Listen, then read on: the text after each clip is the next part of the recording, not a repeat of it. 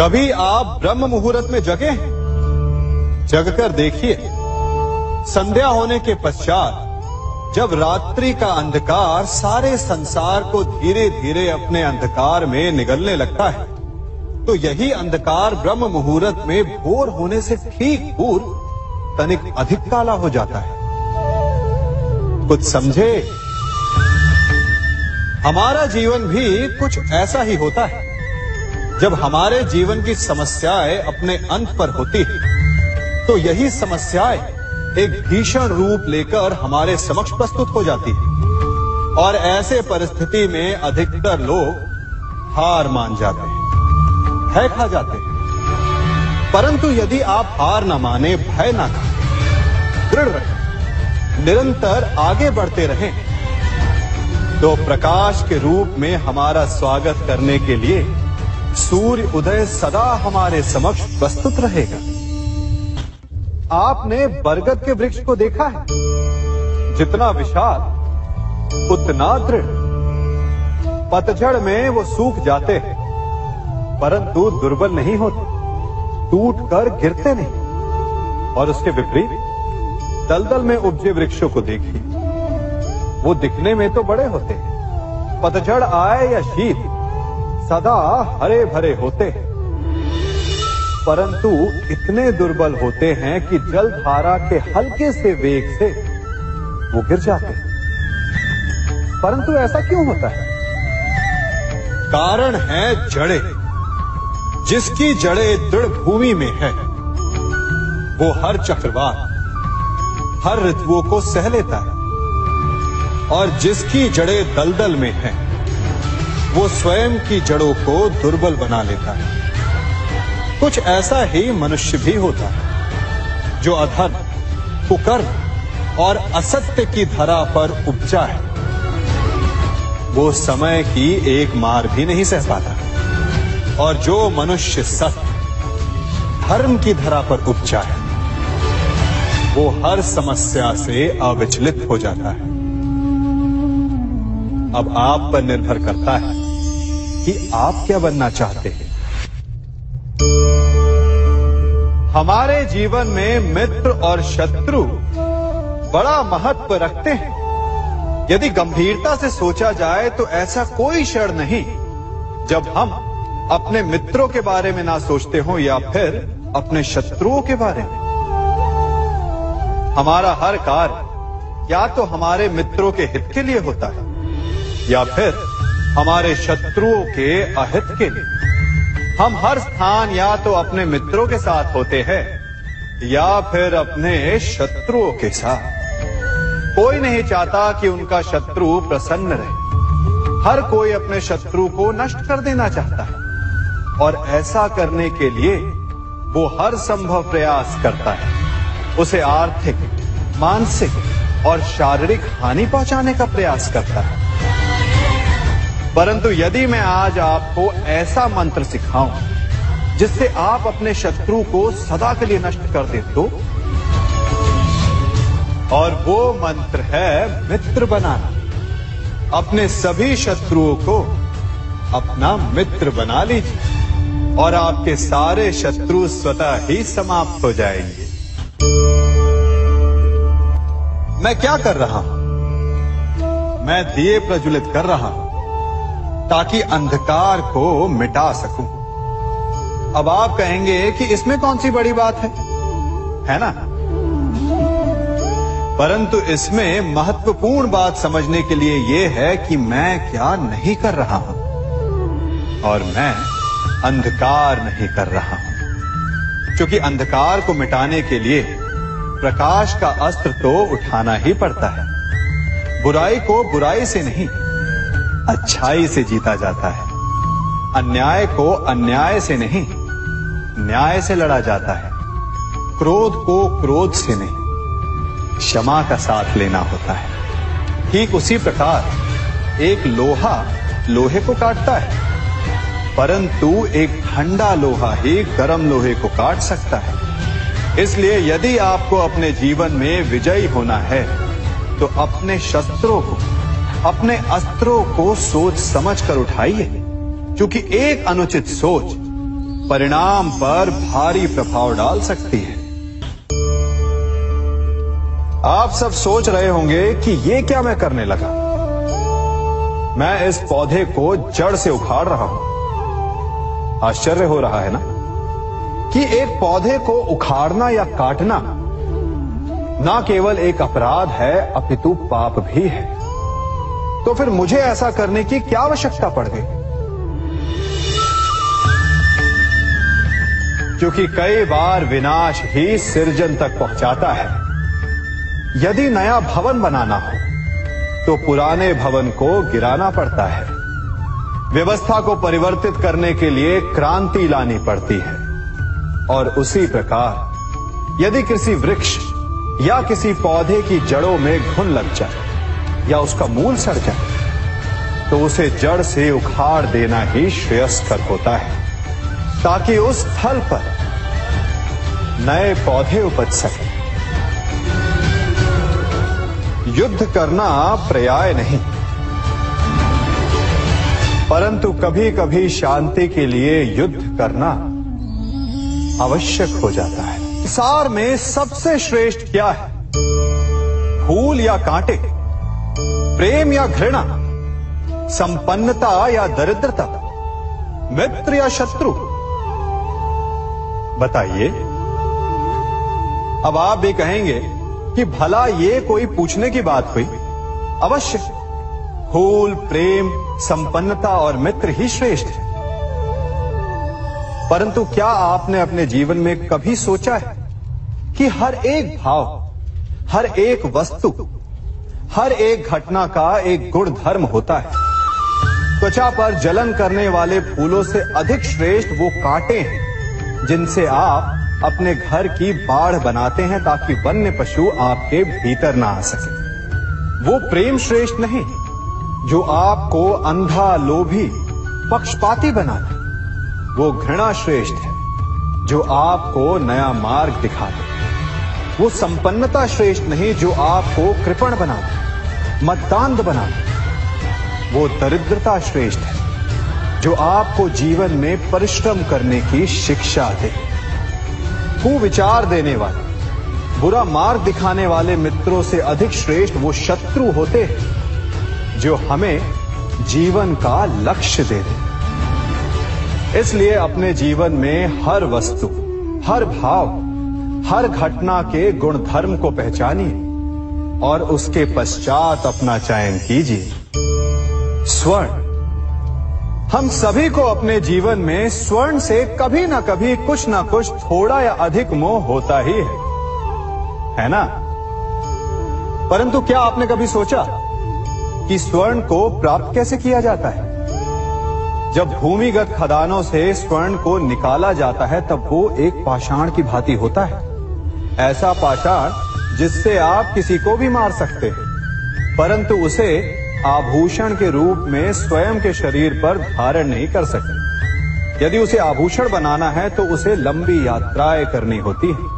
उस पाषाण को पिघलना होता है। सुनार के हथौड़ी की अनेकों चोटें खानी पड़ती है। फिर काट छाट और उसके पश्चात जाकर वो ऐसा आभूषण बनता है जो हमें वर्षों तक, सदियों तक लुभाता रहता है। इसलिए यदि आपको समय पर विजय पानी है तो स्वयं के निर्माण पर समय देना होगा। हम सभी सुनते आए कि जो वीर होता है, साहसी होता है, शौर्यवान होता है, उसके समक्ष सारा संसार झुकता है। वीर भोग्य वसुंधर। परंतु वीरता है क्या? शौर्य क्या है? साहस क्या है? साहस युद्ध नहीं, वीरता विजय नहीं, शौर्य कभी ना गिरना नहीं।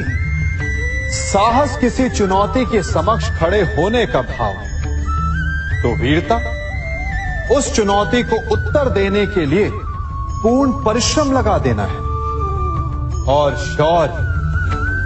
शौर्य का अर्थ है गिरकर फिर से उठने का साहस रखना, बार बार प्रहार करके वीरता दिखाना, निरंतर प्रयास करते रहना, निरंतर परिश्रम करते रहना। इसलिए विजयी होने से अधिक महत्वपूर्ण है शौर्यवान होना, क्योंकि जो शौर्यवान है उसे विजय मिलना निश्चित है। कभी किसी पक्षी को घोंसले की नींव बनाते देखा है?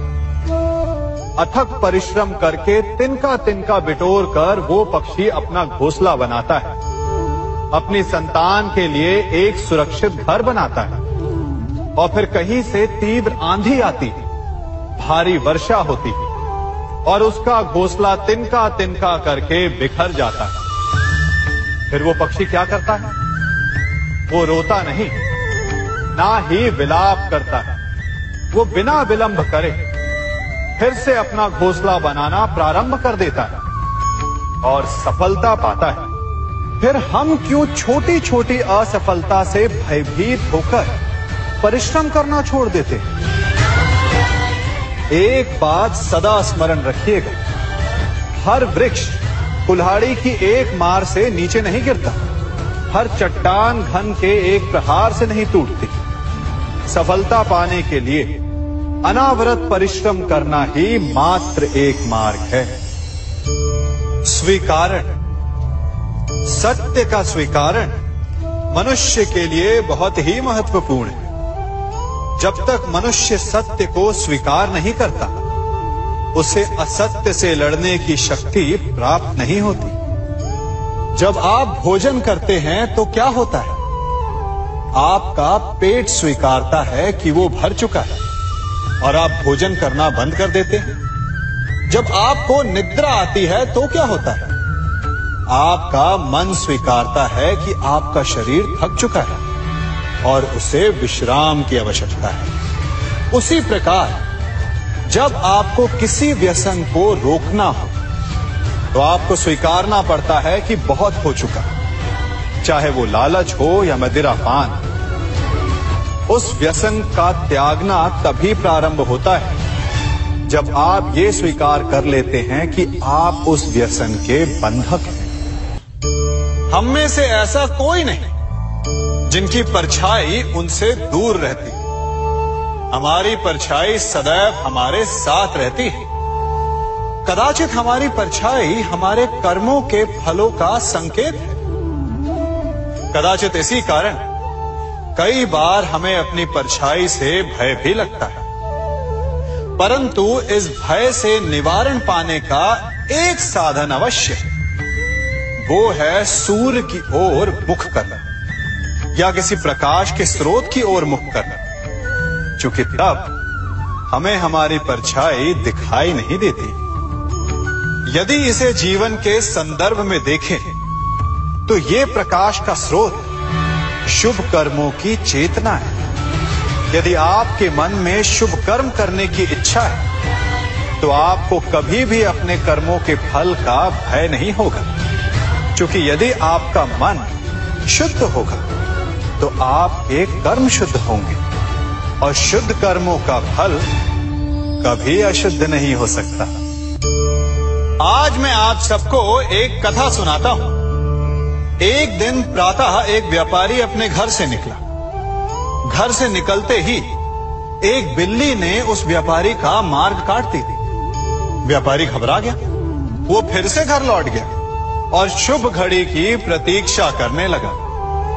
और जब वो पुनः अपने घर से निकला तब वो वाहन जा चुका था जिससे राजा तक पहुंचकर उसे भेंट देनी थी। राजा को भेंट नहीं मिली। राजा क्रोधित हो गए। राजा ने उस व्यापारी का व्यापार बंद करवा दिया। इस कारण व्यापारी क्रोधित होकर घर पर अपनी पत्नी से लड़ बैठा। पत्नी अपने बच्चों समेत मैके वापस चली गई और उस व्यापारी के जीवन में यदि कुछ रह गया था तो केवल अंधकार। और इन सब का कारण वो उस बिल्ली को मानता रहा जिसने उसका मार्ग काटा था। ऐसा ही एक दूसरा व्यापारी राजा को भेंट देने निकला और उस व्यापारी का मार्ग भी एक बिल्ली ने काट दिया। वो व्यापारी तनिक घबराया, परंतु उसने आगे बढ़ना अधिक उचित समझा। राजा तक वो समय पर पहुंचा। उसने राजा को भेंट दी। राजा प्रसन्न हुए और राजा ने व्यापारी को अपना व्यापार बढ़ाने की अनुमति दी। स्वर्ण आभूषण दिए। जब व्यापारी घर पर पहुंचा तो पत्नी को आभूषण और अपने बच्चों को देने के लिए वस्त्र थे उसके पास। हर ओर प्रसन्नता थी। समझ रहे हैं ना, दोनों के साथ एक ही प्रकार की घटना हुई, परंतु दोनों की प्रतिक्रिया भिन्न थी। ऐसा ही हमारा जीवन भी है। हमारे जीवन में प्रारब्ध का अपना स्थान है, परंतु उससे कई अधिक महत्वपूर्ण हमारी प्रतिक्रिया, हमारे सोच का प्रभाव है। क्योंकि यही हमारे जीवन को आकार देते हैं। इसलिए अपनी सोच को सकारात्मक रखिए। आपका जीवन सदैव आनंदमय रहेगा। आप इन दो पात्रों को देख रहे हैं। मेरे इस पात्र में जल है और ये पात्र मिष्ठान से भरा हुआ है। दोनों ही पात्र भरे हैं, परंतु देखिए, मिश्री को जल में मिला दिया। जल ने मिश्री को अपना लिया। मिश्री ने अपना अस्तित्व खो दिया, परंतु जल को अभिमान है कि उसका अस्तित्व अभी भी बना हुआ है। परंतु जो इस जल को चखेगा उसे अवश्य पता चल जाएगा कि ये जल अब वो जल नहीं रहा, ये अब शरबत बन गया। हमारा त्याग, हमारे बलिदान भी ऐसे ही होते हैं। जो इस बात को अनुभव करते हैं वो समझ सकते हैं कि कैसे हमने समय की धारा को बदल दिया। जो बलिदान देते हैं उनका अस्तित्व कभी नष्ट नहीं होता, अपितु उनका बलिदान संसार में कुछ ना कुछ परिवर्तन अवश्य लाता है। हम सभी कभी ना कभी, कहीं ना कहीं अपने जीवन में यात्रा अवश्य करते हैं। हमारी यात्रा में कभी पक्के रास्ते आते हैं तो कभी कच्चे रास्ते। पक्के रास्ते मनुष्य बनाता है और कच्चे रास्ते जानते हैं कैसे बनते हैं? चलते चलते बन जाते हैं। जब लोग एक स्थान से जाते हैं तो पैरों के दबाव से नीचे की घास कुचल जाती है। बार बार उस मार्ग से जाने से धीरे धीरे मार्ग स्वतः ही बन जाता है। और यही जीवन है, यही नियति है। जब आपके जीवन में आपको मार्ग ना मिले तो रुकिए नहीं, आगे बढ़ते रहिए और आपके पैरों के दबाव से मार्ग स्वतः ही बन जाएगा। हम सभी अपने जीवन में सफलता चाहते हैं, है ना? उसके लिए हम रात दिन परिश्रम करते हैं, कड़ी मेहनत करते हैं, परंतु फिर भी असफल हो जाते हैं। परंतु ऐसा क्यों होता है? कभी सोचा आप सबने? क्योंकि सफलता पाने का मंत्र बड़ा कठिन नहीं, बड़ा सरल है। उचित विचार, उचित समय, उचित स्थान पर उचित प्रहार। जब आपके विचार, समय, स्थान और प्रहार यानी परिश्रम उचित है तो सफलता आप ही को मिलेगी। जिस प्रकार एक लोहार लोहे से कुछ बनाते समय उस लोहे के सही ताप तक के आने की प्रतीक्षा करता है और समय आने पर उचित स्थान पर पर्याप्त बल से प्रहार करता है और लोहा आकार ले लेता है, ठीक उसी प्रकार आपकी सफलता भी आकार लेती है।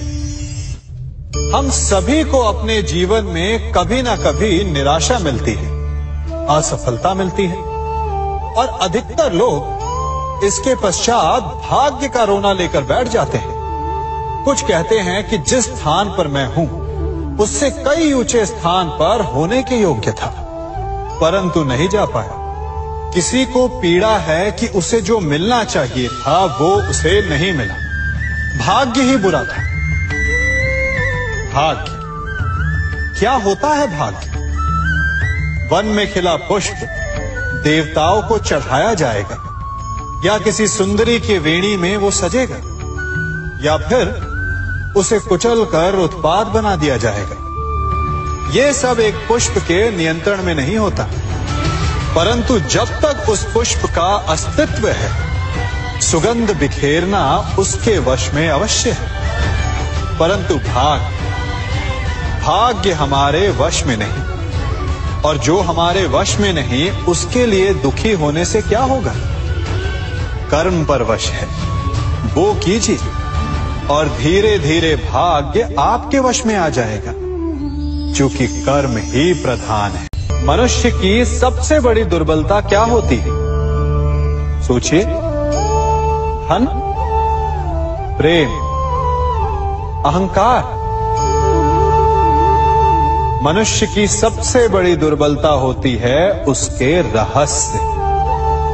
चाहे आप कितने भी शक्तिशाली क्यों ना हो, कितने भी प्रबल क्यों ना हो, परंतु उसके रहस्य उसके नाश की चाबी होती है। इसलिए यदि प्रबल रहना है, शक्तिशाली रहना है, समर्थ रहना है, तो अपने रहस्य को किसी को भी ना बताएं, ना मित्र को और ना ही शत्रु को, क्योंकि समय पड़ने पर कब कौन शत्रु हो जाए ऐसा कहना संभव नहीं।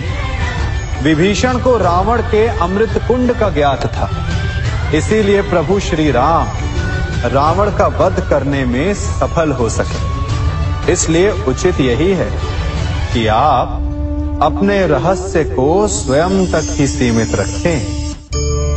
मनुष्य का मन बड़ा विचित्र होता है, कल्पना में ही विकास करता है, संपन्न भविष्य का स्वप्न देखता है और कल्पना में ही जो नहीं हुआ उससे भय खाता है।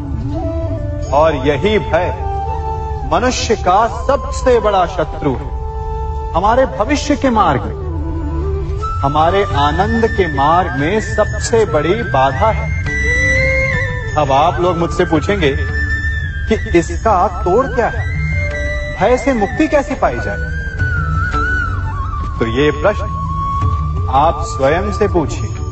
तनिक सोचिए, जब आप एक सुंदर भविष्य की कामना करते हैं तो उसे पाने के लिए आप परिश्रम करते हैं ना।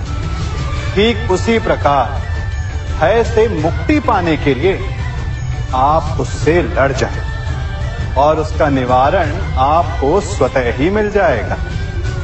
इसलिए जब भी भय आपको सताए तो उससे भागे नहीं, उससे घबराए नहीं, क्योंकि भय का काम ही होता है आपको भयभीत करना। इसलिए जब भी भय आप पर आक्रमण करे तो आप भी उस पर पहले ही आक्रमण कर दें। हम सब मित्रों के साथ रहना चाहते हैं, शत्रुओं से दूर रहना चाहते हैं। क्यों? क्योंकि हमें जीवन में आनंद पाना है, जीवन में आगे बढ़ना है, स्वयं को संपन्न देखना है। और यदि किसी से भी आप पूछेंगे कि जीवन में सफलता पाने के लिए सबसे अधिक आवश्यकता किसकी होती है, तो हर एक आपको लगभग एक ही उत्तर देगा। सफलता प्राप्त करने के लिए आपको सच्चे मित्रों की आवश्यकता होती है। परंतु यदि आपको और अधिक सफल होना है तो आपको केवल मित्रों की नहीं, शत्रु की अधिक आवश्यकता है। अब आप कहेंगे, ये मैंने कैसी बात कर दी? तनिक स्वयं सोचिए। जब भी संकट आता है तो मित्र क्या करते हैं? आपकी सहायता करने के लिए आपके साथ खड़े हो जाते हैं, और संकट के समय में शत्रु और बड़ा संकट बनकर हमारे समक्ष खड़े हो जाते हैं। मित्र हमें सहायता देते हैं, अपनी शक्ति देते हैं, परंतु शत्रु आपके भीतर छिपी शक्ति को बाहर लाता है, आपको और अधिक बलवान बनाता है। संगति या साथ, मित्र और साथी मनुष्य के व्यक्तित्व के लिए सबसे महत्वपूर्ण होते हैं। अब आप कहेंगे, ये कैसे? मनुष्य अवश्य अपने व्यक्तित्व के लिए उत्तरदायी होता है, परंतु मनुष्य संगति में ना चाहते हुए भी उसका व्यक्तित्व संगत की भांति हो जाता है। इन पात्रों को देख रहे हैं? मध्य में जल रखा है, इसमें दूध है और इसमें मलिन कीचड़ रखा है। यदि मैं इस जल को इस दूध में मिलाता हूं तो ये जल दूध बन जाता है, और यदि इसी जल को इस मलिन कीचड़ में मिलाता हूं तो क्या हुआ? ये जल कीचड़ बन गया। ऐसी कोई युक्ति नहीं कि जल बिना घुले मिले दूध या कीचड़ में अपना अस्तित्व बनाए रखे या उनसे अलग रहे। और ठीक ऐसा ही मनुष्य के जीवन में भी होता है। यदि एक गुणहीन व्यक्ति गुणवानों की संगत में बैठे तो उसे भी गुणवान समझा जाता है, सम्मान का पात्र समझा जाता है। और यदि एक गुणवान व्यक्ति गुणहीनों की संगत में बैठे तो उसे भी तिरस्कार मिलता है। इसलिए अपने जीवन में सदैव संगति सोच समझकर सावधानी से चुनिएगा। कभी खेत में किसी किसान को खेती करते देखा है? वो उसे सींचता है, उसे जोतता है, पशु पक्षियों से खेत की फसल की रक्षा करता है, परंतु एक बात का वो सबसे विशेष ध्यान रखता है कि कहीं खेत में खरपतवार ना उग जाए, क्योंकि एक खरपतवार खेत की सारी फसल को नष्ट कर सकती है। ठीक उसी प्रकार यदि वंश की कोई संतान खोटी निकल जाती है तो वो समूचे वंश का सर्वनाश कर देती है। इसीलिए संतान के लालन पालन में विशेष ध्यान देना आवश्यक होता है, क्योंकि संतान वो फसल होती है जो वंश के आने वाले समय को महान बना सकती है या फिर वंश का पतन भी कर सकती है। मनुष्य भी बड़ा विचित्र प्राणी है। अपनों से नीचे के स्तर के लोगों को वो हे दृष्टि से देखता है, उनका उपहास उड़ाता है, उनसे बार बार कहता है कि तुम्हारा कुछ नहीं हो सकता, तुम भविष्य में कुछ नहीं कर पाओगे।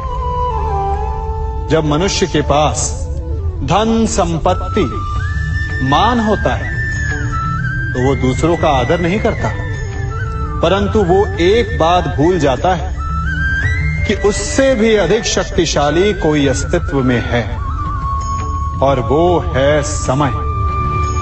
काल काल अपना चक्र कब बदलेगा ये कोई नहीं जानता। समय अपनी करवट कब लेगा ये कोई नहीं जानता। कोयला भी समय के साथ साथ हीरे में परिवर्तित हो जाता है। इसलिए जीवन में कभी भी किसी का भी उपहास नहीं उड़ाना चाहिए।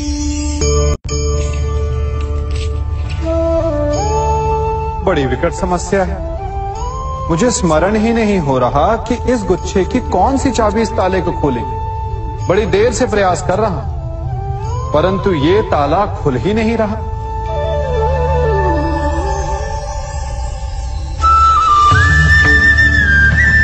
ऐसी परिस्थिति में आप क्या करेंगे? अधिकतर लोग ऐसी परिस्थिति में अपनी आशा खो बैठते हैं। उन्हें लगता है कि चाबी खो गई।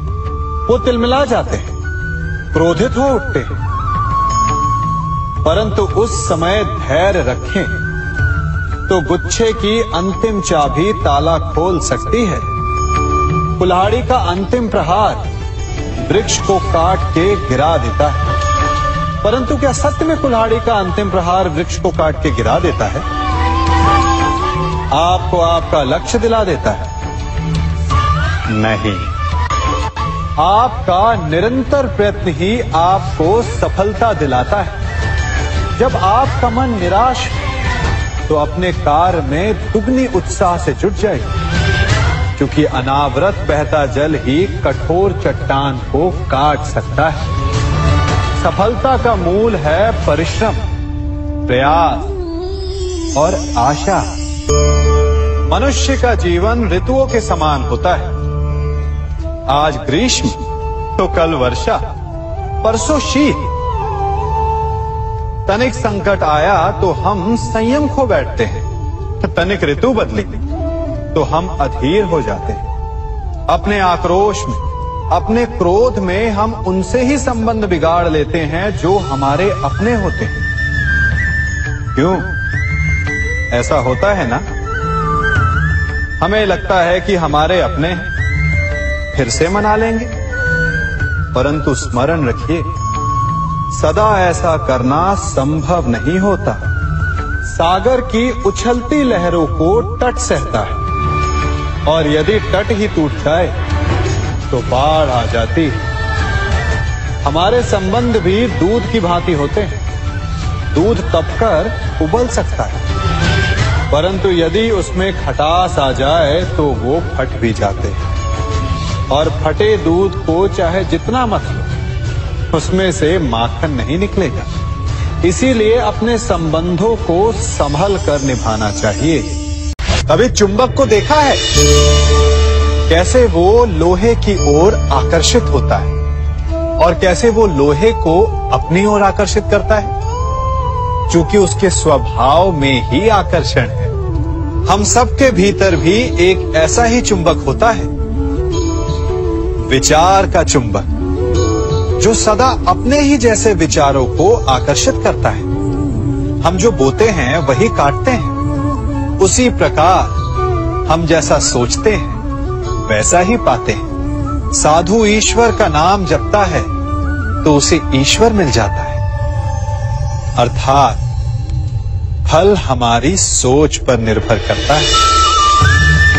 ओस की बूंद यदि केले के पत्ते पर गिरे तो वो कपूर बन जाती है, सीप में गिरे तो मोती, और यदि विषधर के मुख में गिरे तो विष। बूंद एक है, परंतु उसके प्रारब्ध भिन्न है, क्योंकि उसे आकर्षित करने वालों का व्यवहार भिन्न है। इसलिए यह आप पर निर्भर करता है कि आपको भविष्य में विष चाहिए या अमृत। स्मरण रखें, हम वही बन जाते हैं जैसा हम सोचते हैं, जैसा विश्वास रखते हैं। यह आपका विश्वास ही है जो ये निर्धारित करेगा कि आपको विष मिलेगा या अमृत। इसलिए अपनी सोच को सुदृढ़ रखिए, सकारात्मक रखिए, और फल भी सकारात्मक ही आएगा। तब से ये सृष्टि बनी है। नदी की धारा और चट्टान के मध्य सदा संघर्ष रहा है, परंतु हर बार चट्टान की कठोरता को हारना पड़ता है, और नदी की धारा कोमल होते हुए भी कठोर चट्टान को काट देती है। कभी सोचा है क्यों चट्टान इतनी कठोर और जल इतना कोमल? चट्टान इतनी दृढ़ और जल इतना लचीला, फिर भी सदा जल कठोर चट्टानों के मध्य से अपना मार्ग बना ही लेती है। कारण केवल एक है, और वो है लगातार चलने की क्षमता। जल बढ़ता रहता है, चट्टान अडिग रहती है। इसी कारण जल चट्टान को काटकर मार्ग बना लेता है। इसलिए लगातार चलते रहिए, रुकिए मत, क्योंकि चट्टान जैसी हर समस्या को आप भी जल की तरह काट सकते हैं। इस फल को देख रहे हैं आप? अभी अभी अपनी डाल से अलग हुआ है। बड़ा दुख होता है ना जब आप अपने उद्गम से अलग होते हैं, परंतु ये दूरी भी आवश्यक है। अब इस फल को ही ले लीजिए।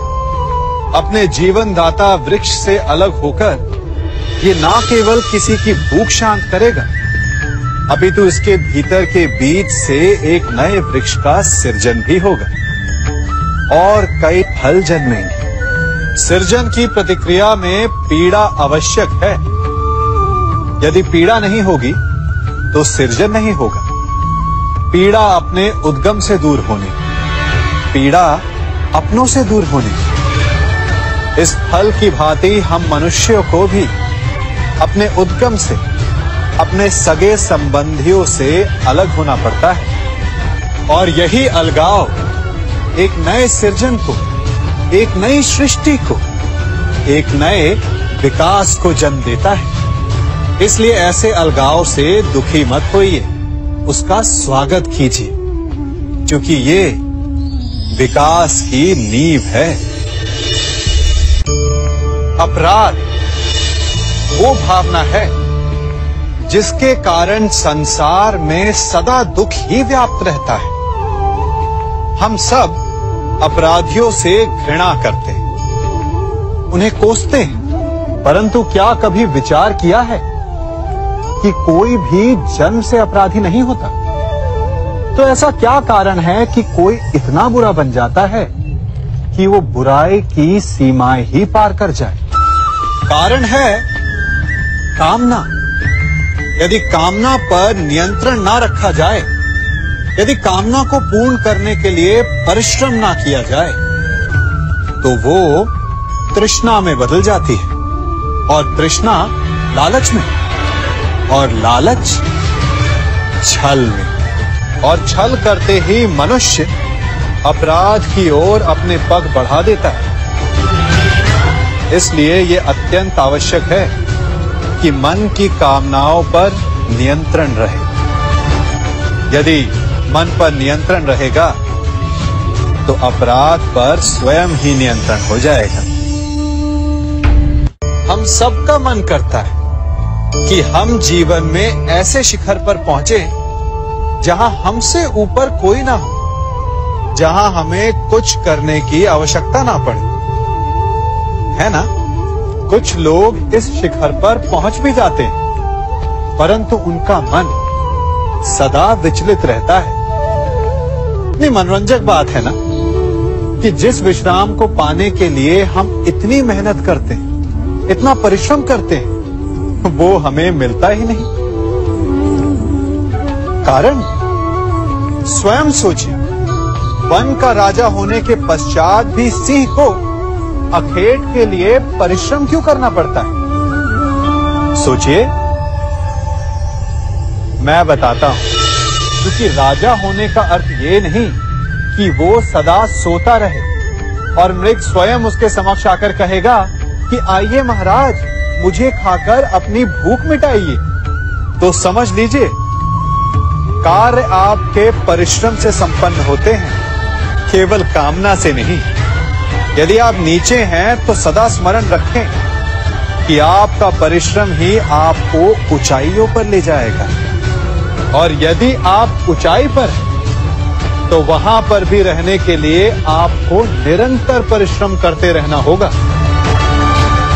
अर्थात परिश्रम से मुक्ति नहीं है, क्योंकि परिश्रम ही जीवन है। सबसे अधिक महत्वपूर्ण क्या है? जीवन, या जो जीवन में पाया, यात्रा, या यात्रा पूर्ण करने के बाद पाया गया लक्ष्य, कर्म या उसके फल? बहुत ही महत्वपूर्ण परंतु विकट प्रश्न है ना? परंतु तनिक धीरज से सोचेंगे तो इसका उत्तर अधिक कठिन नहीं है। यदि जीवन यात्रा है तो उसका लक्ष्य क्या होना चाहिए? स्वयं सोचिए। मान, संतान, धन? नहीं ना। अंतिम लक्ष्य है परम आनंद, और ये अचानक से नहीं मिलता। इसे पाने का केवल एक ही उपाय है, और वही आपका कर्म, वही आपकी यात्रा भी, और वही आपका प्रारब्ध भी है। और आपको कौन बताता है कि आपके लिए सही क्या है? वो है आपका मन, जो मस्तिष्क की भांति हानि और लाभ नहीं सोचता, जो आपको ये बताता है कि शुभ किसमें, संसार का कल्याण किसमें, आनंद किसमें। यदि आपका मन संयमित है तो वो आपका सबसे महत्वपूर्ण मार्गदर्शक है। जो आपकी यात्रा, आपका लक्ष्य, आपके कर्म और उसके फलों को सबको शुभ बना सकता है।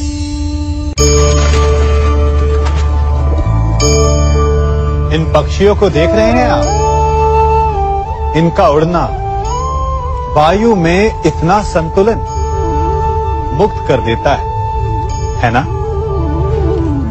इन्हें उड़ते देख आपके मन में भी इच्छा होती होगी कि इन्हीं की भांति आप भी स्वतंत्रता से उड़ पाएं। ईर्ष्या होती है ना, जब आप इन्हें खुले आकाश में ऐसे विचरण करते देखते हैं। पर कभी सोचा है इस उड़ान को, इस स्वतंत्रता को पाने के लिए कितना परिश्रम, कितना अभ्यास किया होगा इन्होंने?